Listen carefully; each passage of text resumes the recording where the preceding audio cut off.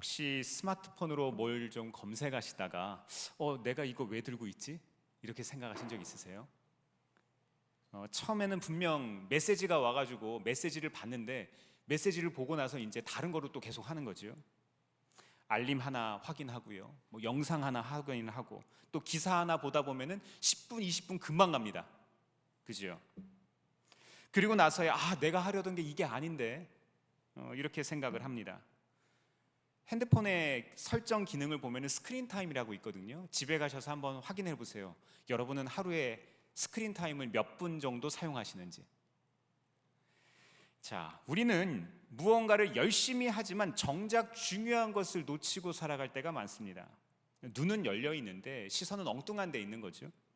또 손은 붙들고 있는데 마음이 점점 다른 방향으로 가는 거예요. 신앙도 그렇지 않습니까? 복음을 모르지 않습니다.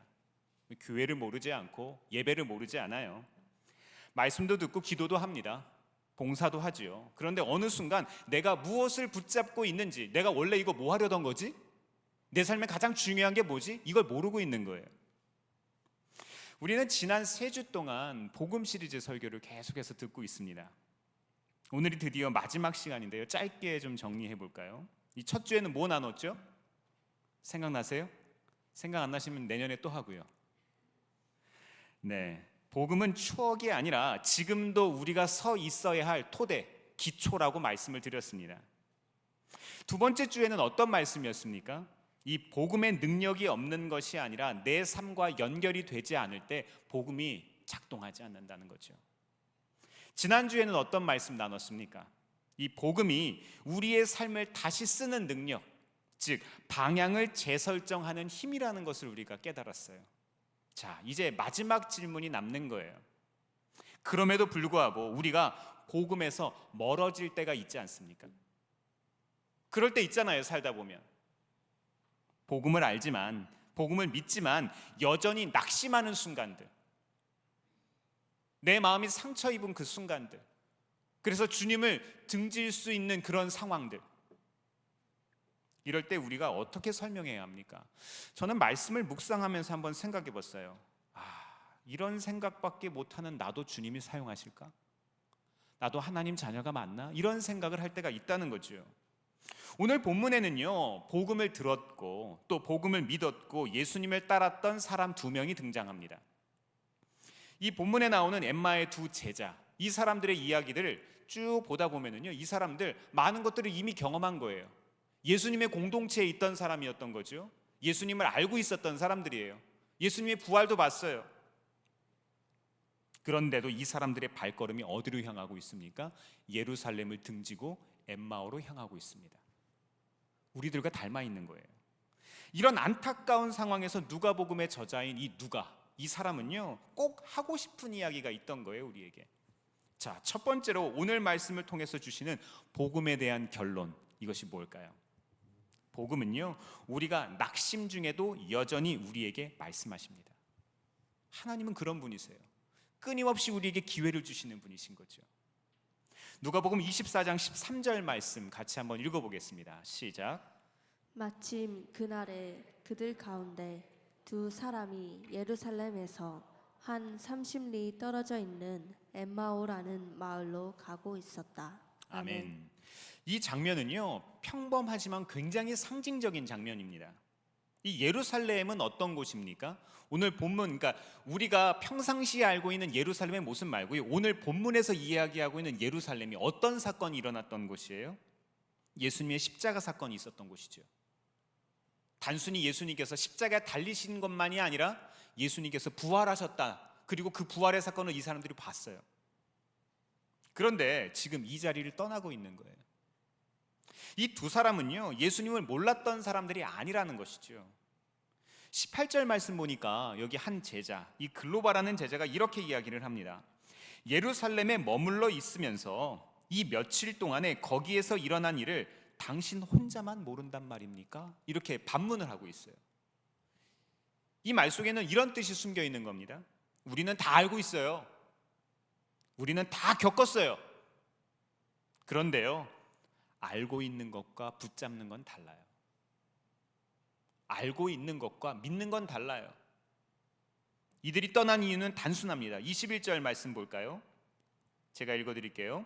우리는 그분이야말로 이스라엘을 구원하실 분이라는 것을 알고서 그분에게 소망을 걸고 있었던 것입니다. 자, 여기서 바랐다라는 말은 헬라어 엘피조라는 말인데 이미 끝나버린 기대를 회상할 때 하는 표현입니다. 그러니까 이미 끝났다는 거죠. 즉 이 말은 이런 고백이에요. 우리는 그렇게 믿었는데 이제는 더 이상 아니에요. 내가 그렇게 바랬는데 이제 더 이상 아닌 거예요. 복음은 그런데 틀리지 않았습니다. 예수님이 실패하신 것도 아니에요. 문제는 이들이 기대하던 방식으로 복음이 오지 않았다는 거예요. 자, 어떻습니까? 우리도 그렇지 않으세요? 우리가 기도하고 예배하고 우리가 하나님 앞에 나올 때 어떤 것을 가지고 나옵시다. 믿었는데 상황이 더 어려워지잖아요. 말씀대로 해봤는데 잘 안 되잖아요. 순종했는데 결과가 보이지 않을 때 우리는 이렇게 이야기합니다. 주님, 저는 할 만큼 했어요. 나 정도면 되잖아요. 그러면서 우리는 조용히 이들처럼 엠마오로 걸어갑니다. 우리랑 너무 닮은 거예요. 굉장히 비슷하지 않습니까? 그런데 놀라운 장면이 15절 말씀에 나옵니다. 그들이 이야기하며 토론하고 있는데 예수께서 가까이 가서 그들과 함께 걸으셨다. 주님은 이런 분이세요. 그들이 요청하지 않았는데도 예수님이 먼저 다가오신 거예요. 우리의 삶의 순간순간 주님께서 말씀하실 때가 있어요. 우리의 사랑하는 주변 사람들 통해서 말씀하시기도 하고요, 목회자들 통해서 말씀하시기도 하고, 우리가 말씀을 읽는 중에도 주님께서 우리에게 말씀하세요. 또 우리가 차 안에서 음악을 들을 때에도 주님께서 말씀하실 때가 있어요. 깨달아지는 거죠. 주님이 느껴지는 것이죠. 그렇습니다. 복음은요, 우리의 낙심 중에도 어떤 상황 가운데에서도 끝까지 찾아오시는 하나님의 은혜입니다. 사랑하는 성도 여러분, 우리의 믿음의 여정도요, 끝날 때까지 끝난 게 아닙니다. 사람의 끝에서 시작하시는 하나님의 은혜 꼭 경험할 수 있기를 바랍니다. 하나님은요, 우리의 어떤 한숨도, 우리의 어떤 문제도 허투루 사용하시는 법이 없으세요. 자, 오늘 두 번째 말씀을 통해서 주시는 복음에 대한 결론은 뭘까요? 복음은요, 우리의 가려진 눈을 뜨게 합니다. 누가복음 24장 15절에서 16절 같이 한번 읽어보겠습니다. 시작. 그들이 이야기하며 토론하고 있는데 예수께서 가까이 가서 그들과 함께 걸으셨다. 그러나 그들은 눈이 가려져서 예수를 알아보지 못하였다. 아멘. 이 표현 아주 중요합니다. 가리워졌다. 이 가리워졌다는 말은요, 헬라어 크라테오에서 나온 수동형인데 스스로 못 본 게 아니에요. 붙들려 있었다는 뜻이에요. 누군가에 의해서, 무엇에 의해서 붙들려 있었다는 거죠. 무엇에 이 사람들 붙들려 있었을까요? 내 생각, 내 상황, 내 관점, 내 고집에 사로잡혀 있던 거예요. 그래서 예수님이 옆에 계시는데 예수님 오셨잖아요. 근데 오신 예수님을 못 보고 있는 거예요. 그때 17절에 예수님이 이렇게 물으시죠. 당신들이 걸으면서 서로 주고받는 이 말들은 무슨 이야기입니까? 바로 정답을 말씀해 주시면 참 좋을 텐데 결론을 내주지 않으시고 예수님께서 먼저 이들의 생각을 스스로 대답하게 하십니다. 그리고 25절에야 이렇게 이야기하시는 거예요. 어리석은 사람들입니다. 예언자들이 말한 모든 것을 믿는 믿음이 그렇게도 무디니 말입니다. 여기서 미련하다는 말은 아노에토스라는 말인데 지능이 낮다 뭐 이런 뜻이 아니에요. 이거는 말씀과 연결되지 않은 이해를 뜻하는 말이에요. 그러니까 우리의 삶과 하나님의 말씀이 연결되지 못할 때 어떻다고요? 어리석은 사람들이 된다는 거예요. 몇 해 전 영국 웨일즈의 뉴포트라는 도시에서 큰 사건 하나가 나서 소동이 일어나서 뉴스에 보도된 적이 있습니다. 아주 유명한 사건이었는데요. 제임스 하웰즈라는 사람, 이 남자 이야기인데 2009년도 비트코인, 여러분 아시죠? 가상화폐 비트코인이 유명해지기 전, 이 2009년에 그 전에 이 사람이 채굴로 비트코인을 많이 하드디스크에 모아놨던 거예요. 근데 어느 날 집을 청소하다가 실수로 그 하드디스크를 버려버립니다. 시간이 흘러서 이 비트코인의 가치가 폭등을 했고 이 사람이 거기에 사로잡히기 시작한 거예요. 이 하드디스크 안에 얼마가 들어있는 줄 아셨어요? 당시 언론 보도 기준 가치로 7억에서 9억 달러였는데 어마어마하죠. 하나로는 8천억에서 1조 하드디스크에 들어있는 거. 이거 찾아야 돼요? 안 찾아야 돼요? 찾아야죠. 근데 문제는 이미 도시 쓰레기 매립지 깊숙이 어딘지 모르는 곳에 묻혀 있었다는 거예요. 이후 이 사람의 삶은 완전히 달라졌습니다. 시청을 찾아가서 매립지를 파괴해달라고 요청을 했어요. 당연히 안 된다고 하죠. 말이 안 되는 일이잖아요. 찾아내면 이 사람이 시에다가 막대한 비용을 기부하겠다. 몇 %를 내가 기부하겠다. 이렇게 약조를 합니다. 심지어 인공지능과 로봇을 동원한 발굴 계획까지 이 사람이 세웠어요. 근데 다 안 되는 거예요. 이 사람은 왜 그랬을까요? 이 사람은요, 그 하드디스크에 담긴 가치를 잘 알고 있던 거예요. 그렇죠? 그래서 이 손바닥만한 하드디스크에 삶 전체가 붙들려 버린 거예요. 사랑하는 성도 여러분, 눈이 멀면 이렇게 돼요. 눈이 멀면 버려버릴 수도 있고요, 눈이 멀면 다른 것들이 보이지 않을 수도 있어요. 이 사람 눈에 보이는 거는요, 잃어버린 하드디스크 딱 하나밖에 없는 거예요. 그런데 이 하드디스크에 담긴 비트코인 때문에 현재의 삶도, 주변의 삶도, 그에게 주어진 시간도 아무것도 아닌 게 돼버린 거예요. 소용이 없는 거예요. 소중하지 않습니다. 귀하지 않아요. 이 모습이 오늘 본문 16절의 말씀, 이 말씀과 너무 닮아있지 않습니까? 우리의 모습과 비슷한 거예요. 자녀에게 미치고, 교육에 미치고, 부동산에 미치고, 우리의 직장에 미치고, 우리의 관계 때문에 미치고, 우리를 미치게 하는 것들이 너무나도 많습니다. 그런데 여기 말씀 보니까요, 그러나 그들은 눈이 가려져서 예수를 알아보지 못하였다.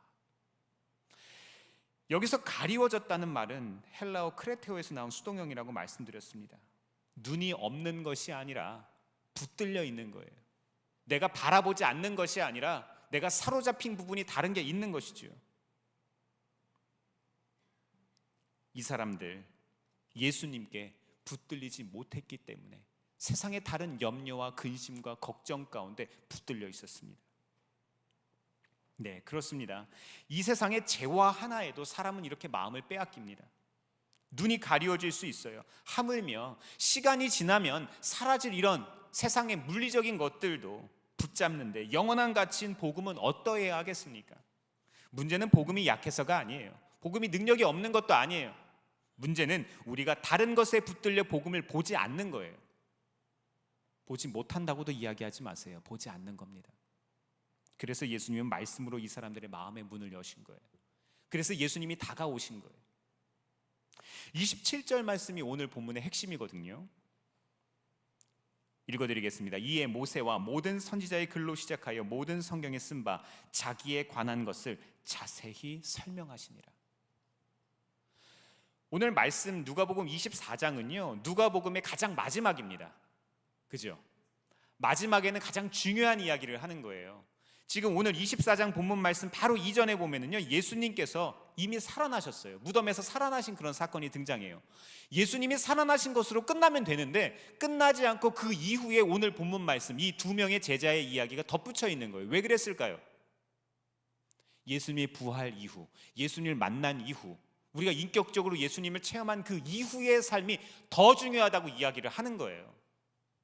우리의 삶과 연결되어야 한다는 것, 우리의 일상과 하나가 되어야 한다는 것을 이야기하는 것이죠. 예수님께서 27절 말씀, 이에 모세와 모든 선지자의 글로 시작하여 모든 성경에 쓴 바 자기에 관한 것을 자세히 설명하시니라. 여기서 자세히 설명하다는 이 헬라어 표현이요, 디에르메디오라는 말인데, 우리가 영어 쓰는 표현 있죠, 해석하다, 풀어주다.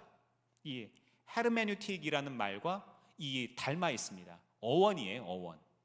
그러니까 예수님은 기적을 보여주지 않으신 거예요. 이들의 아픈 상처를 먼저 다독거리신 것이 먼저가 아니라 이 사람들에게 무엇을 먼저 하신 거예요? 말씀을 가르치시고 말씀을 해석하시고 말씀을 통하여서 이 사람들을 깨우쳐 주신 게 먼저라는 거예요. 말씀을 깨닫지 못하면은요, 하나님의 사랑으로 거듭나지 못하면은요, 우리의 인간적인 위로는 아무런 소용이 없어요. 교회는 사회복지 기관이 아니잖아요.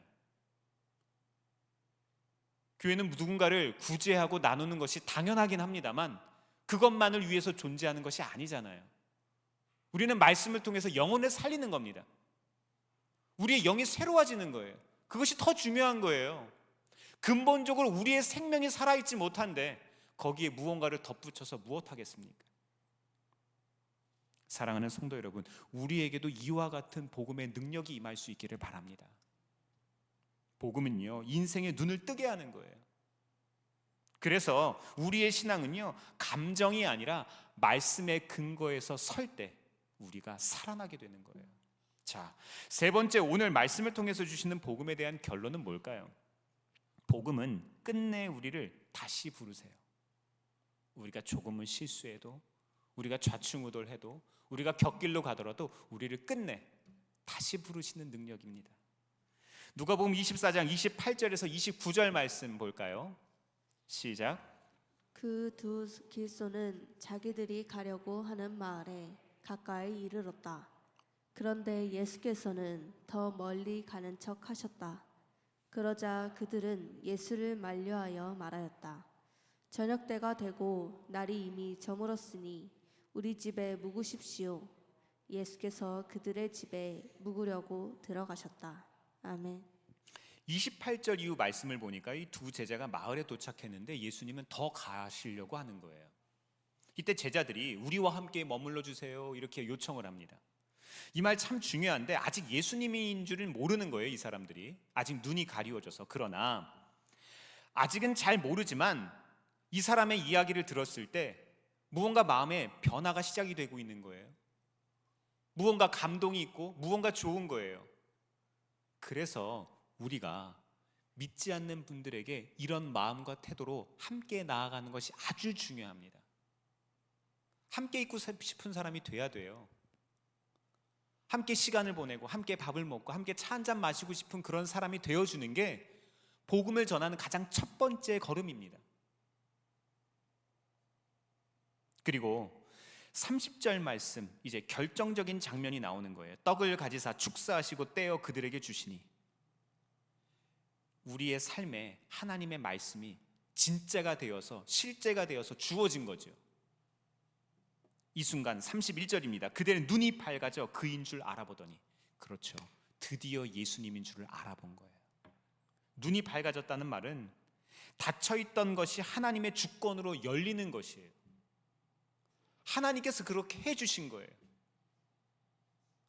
저는 15살 때 제 방에서 찬양을 듣는데, 그때는 카세트 테이프죠.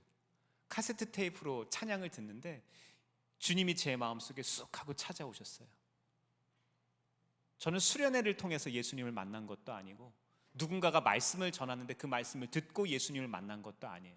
저는 찬양을 통해서 예수님을 처음 만났습니다. 인격적으로.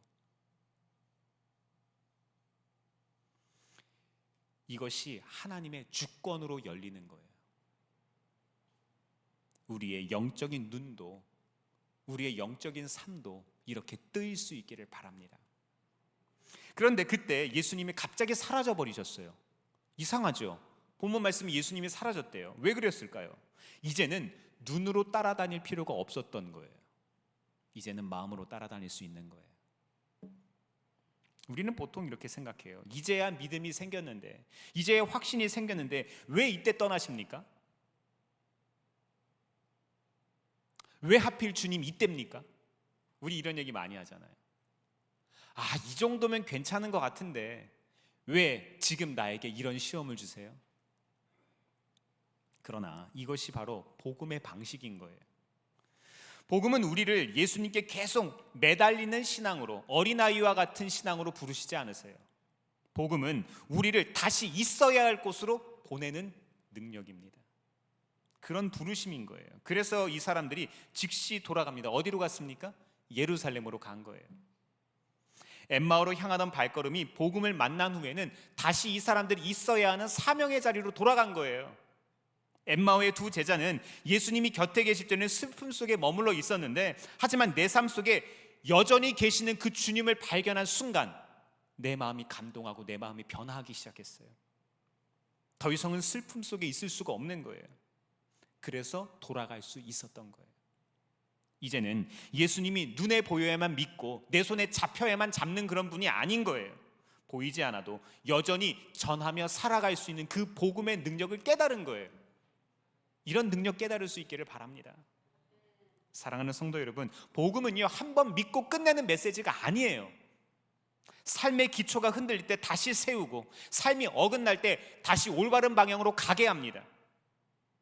그래서 예수님은 오늘 우리에게 이렇게 이야기하시는 거예요. 그래도 네 삶이 아무리 그래도 내가 너를 지금 부르는 거야. 내가 너와 함께 하는 거야. 문제가 있어도, 낙심 중에도 내가 너와 함께 하는 거야. 이렇게 이야기하시는 거예요. 그런데 우리는 이 부르심 앞에서 한 가지 질문을 하게 됩니다. 너는 지금 어디에 붙들려 있니? 네가 가장 관심 가지고 네가 가장 사랑하는 것이 무엇이니? 주님께서 이거 물어보세요. 우리가 잘 아는 한 집사님의 이야기로 말씀을 정리하고 싶습니다. 제 친구 이재열 형제, 우리 교회에 간증 오셨던 분이시죠. 우리 교회 유튜브 채널에 있는 가장 조회수가 높은 건 우리 이재열 집사님이시더라고요. 워낙 유튜브에서도 유명하시고, 사회적으로도 많이 활발하게 활동을 하시다 보니까 우리 교회 유튜브에 그 이재열 집사님 조회수가 수천 건이에요. 자, 이분이 몇 해 전 그 하와이에서 저와 같이 YM DTS 훈련 받을 때 일입니다. 하루는 저와 같은 소그룹이셨거든요. 그래서 같은 소그룹에서 서로의 근황에 대해서 이런저런 이야기들을 하는 거예요. 우리가 이렇게 훈련 받고 있는 것들이 얼마나 우리의 삶에 능력이 되는지, 어떻게 적용이 되는지, 가족들은 어떻게 이게 적용이 되고 있는지, 이런 이야기를 하고 있었어요. 근데 갑자기 이분이 이런 이야기를 하는 거예요. 주식 투자 이야기를 하고 계시는 거예요. 당시 제가 기억하기로는 엔터테인먼트 회사들의 악재로 인해서 이 주가들이, 그 사람들 주가가 다 폭락을 했던 상태였었어요. 그리고 이 집사님 곁에는요, 함께 투자하는 사람들이 있는 거예요. 그분들이 하라는 대로만 해도 1억 원이 넘는 수익들이 지금 있을 거라고 저한테 이야기를 합니다. 근데 이 재열 형제가 이렇게 이야기하는 거예요. 주식만 생각하면요, 온 가족이 지금 훈련 받으려고 여기 와 있는 게 생각이 안 나요. 하루 종일 스마트폰 보고 주식 그래프만 보고 있어요. 내가 지금 뭐 하는 짓인지 모르겠습니다. 이렇게 대구 사투리로 이야기하셨습니다. 그러면서 재열 형제가 다음 모임에서 저한테 이렇게 이야기하시는 거예요. 우리 모든 소그룹 회원들한테. 소그룹원들이 그때 4명, 간사님까지 5명. 그래서 우리끼리 모인 이 자리에서 이야기하시는 거예요. 저 주식 그만두겠습니다. 아니, 당장 1억을 번다는데 주식을 그만두겠대요. 주식이, 이 투자가 죄라서 그런 게 아닌 거예요. 돈을 버는 것이 잘못이 아니라는 것이죠. 다만 이렇게 고백하시는 거예요. 이것 때문에 제 일상이 무너지고 예수님을 기억하지 못한다면 그 순간부터 이거는 죄가 됩니다. 이 이재열 형제는요, 돈이 아니라 붙들림을 내려놓은 거예요. 사로잡힘을 내려놓은 거예요. 사랑하는 성도 여러분, 우리도 예수님을 붙잡을 수 있기를 바랍니다. 나중에 기회가 된다면 이재열 집사님을 한 번 더 모셔서 우리가 회사를 다시금 시작하시면서 있었던 이야기를 들었지만 그 이후의 이야기들, 지금 그 회사 1년 매출 수백억이 넘거든요. 30억으로 시작했는데 하나님께서 어떻게 그의 삶을 함께 하시고 복 주시고 이끌어 가셨는지를 한 번 더 확인하는 기회가 있었으면 참 좋겠습니다. 사랑하는 성도 여러분, 우리도 예수님을 붙잡을 수 있기를 바랍니다. 이제 복음은요, 우리에게 지금 네 삶을 붙들고 있는 것이 무엇이냐고 묻고 있는 거예요. 내가 가장 소중히, 내가 바꾸고 싶지 않아 하는, 이거 아니면 안 된다고 하는 그것이 무엇이냐고 묻고 있어요. 엠마오의 두 제자는 예수님을 모르던 사람들이 아니라니까요. 복음을 처음 듣는 사람이 아니에요. 그러나 그들의 눈은 상황에 붙들리고 자기 생각에 붙들려 있었습니다. 그래서 예수님이 곁에 계셔도 모른 거예요. 하지만 복음은 거기서 끝나지 않습니다. 주님은 이번 한 주간에도 우리에게 끊임없이 기회를 주실 거예요. 우리를 계속해서 만나고자 하실 거예요. 복음은 우리가 잠시 떠나서도 우리를 다시금 불러주십니다. 이것이 그래도 부르시는 복음. 그럼에도 불구하고 우리를 계속해서 인도하시고 사랑하시고 복 주시는 그런 복음입니다. 사랑하는 성도 여러분, 이 은혜 함께 하시기를 바랍니다. 이 은혜를 누릴 수 있기를 바랍니다. 네, 우리는 완전하지 않지만 주님이 완전하시니까요. 그 주님의 복음이 우리를 절대 놓지 않으실 거예요. 그래서 예수님은 오늘도 우리에게 뭐라고 이야기하세요? 함께 걷자, 함께 하자, 나와 함께 하자. 자, 이제 주일 2부 예배를 마치고 이제 예배당 문을 열고 나아가실 거예요. 엠마오로 가는 길 말고 부르심의 자리, 사명의 자리로 가시기를 바랍니다. 예수님은 그 부르심에 응답하는 사람들을 통해서 하나님 나라의 생명책, 그분의 이야기를 우리의 이야기와 함께 계속해서 써내려 가실 거예요. 이번 한 주도 예수님과 깊이 동행하는 저와 여러분이 되시기를 주의 이름으로 축원합니다. 기도하겠습니다.